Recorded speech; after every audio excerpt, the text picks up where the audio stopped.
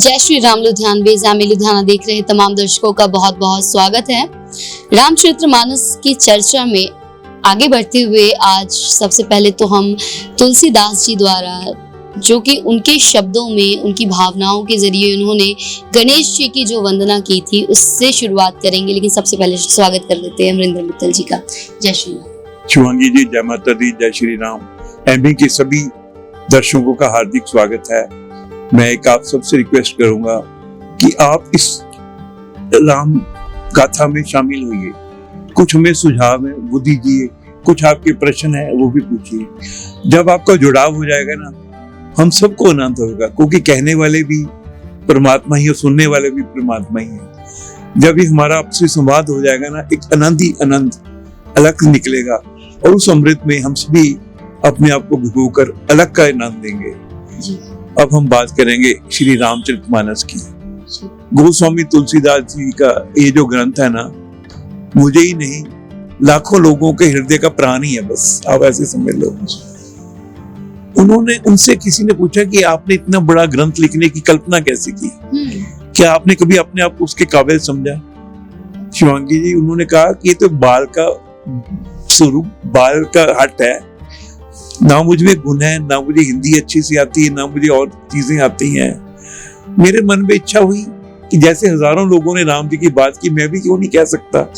शायद मैं तोतली भाषा में कहूंगा, एक बात कहना मुझे पक्का है, मुझे अपना सुख तो मिलेगा ही। मैंने रामचरितमानस की रचना स्वाय अपने स्वांग सुखाए के लिए ही रची है। मेरा इसमें कोई स्वार्थ नहीं कि मुझे सुख मिल रहा है और मुझे क्या चाहिए। फिर किसी ने बाद में पूछा, इतनी पॉपुलर कैसे हो गई तुलसी जी? कहते आपको क्या लगता है कि मेरे में कोई गुण है? कहते इसमें ना राम नाम बहुत बार आ गया। मैंने जब ये एक बार संपूर्ण होगी ना, मैंने राम जी के चरणों में लगा दी कि राम जी मैंने तो जैसा बोल सका था लिख दिया। तब राम जी ने उस पर सही लिख दिया कि ये तुलसीदास सही है।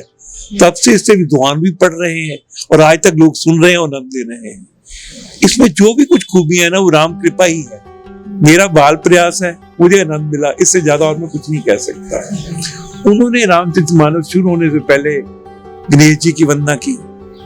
गाइए गणपति जग बंधन, शंकर सुवन भवानी नंदन, सिद्धि सदन गज बदन विनायक, कृपा सिंधु सुंदर सब लायक, मोदक प्रिय मुद मंगल दाता, विद्या वारिधि बुद्धि विदाता, मांगत तुलसीदास कर जोरे, बस ही राम सिया मानस मोरे। तुलसी जी ने गणपति जी से, माँ दुर्गा से, सरस्वती माँ से, भगवान शिव से, सभी देवी देवताओं से प्रार्थना की और सभी से वरदान एक ही मांगा है कि प्रभु मैं आपसे प्रार्थना करता हूँ, मुझे राम जी के चरणों में प्यार हो जाए, ऐसा प्यार हो कि मेरे मन में और कुछ ना आए। तो गणपति जी की वंदना के बाद उन्होंने स्वांग सुखाए की बात की। फिर उन्होंने कहा कि रामचरितमानस को समझने के लिए ना भगवान शंकर और माँ पार्वती की प्रार्थना करनी बहुत जरूरी है, क्योंकि ये दोनों ना श्रद्धा और विश्वास रूप में है। भगवान शिव विश्वास है और माँ पार्वती श्रद्धा है। श्रद्धा और विश्वास के बिना ना आप मानस में प्रवेश ही नहीं कर सकते। नहीं तो आपका जो दिमाग है ना, वो रुकावटें डालता रहेगा, क्वेश्चन ही करता रहेगा अननेसेसरी। वो प्रश्न नहीं होंगे, वो आपको दूर लेके जाएंगे रामचरितमानस से, वो आपको संसार की ओर लेके जाएंगे। कुतर्क होंगे, तर्क नहीं होंगे। कुतर्कों के बचने के लिए ही श्रद्धा और विश्वास जरूरी है। तर्क हो और जिज्ञासा हो, ये सभी चाहते हैं, लेकिन कुतर्कों से आज तक किसी का कुछ नहीं बना। ज्यादातर हम कुतर्क देते हैं अपने आप को जस्टिफाई करने, अपनी कमियों को जस्टिफाई करने के लिए। हम तर्क मान भी लेते हैं, फिर भी ना बहस करते रहते हैं, तो अपने आप को जस्टिफाई करना होता है। यहाँ तो राम जी का चरित्र है जो कि सदियों से लोग गा रहे हैं। संतों महात्माओं ने, वेदों ने, शास्त्रों में गा गा कर भी नीति नीति कहा है। कोई उसको पूर्णता से जानता नहीं, फिर भी अपने सुख के लिए कहे बिना कोई रह ही नहीं पाया। आज तक क्या रामायण खत्म हुई है? कितने लोग गा रहे हैं, कितने सुन रहे हैं। हमने कितनी बार रामायण देखी, कितनी बार रामायण सुनी होगी, लेकिन फिर जिज्ञासा बनी रहती है, फिर रामायण हो, फिर रामायण हो। अब दशहरा के दिन गुजरे हैं, जगह जगह रामलीला का मंचन हो रहा है, जी, उसको भी बचपन से देखते आ रहे हैं, आपने भी बहुत बार देखी होगी। जी, सो रामायण एक ऐसी कथा है जो कि हर समय नवीन लगती है, जी, कभी पुरानी नहीं हुई। जी, और जब भगवान से भी अगर प्यार है ना, अगर आपको पुराना हो जाएगा ना, बासी हो जाएगा। वो भी ऐसी हैं भगवान, हर रोज आपको नहीं लगते हैं, हर रोज आपके उनके प्यार में आपको नवीनता नजर आती है, कभी बासीपन नहीं होता, कभी पुराना नहीं लगता। सो रामायण सदा नई रहेगी, नई रहेगी। हम आगे चलकर ना कुछ शब्दों का, मेरे कुछ प्रिय शब्द बहुत हैं। एक तो शरणागति, एक अनुराग, एक कृपा सिंधु रघुवीर। तो ऐसे शब्दों के बारे में चर्चा करेंगे।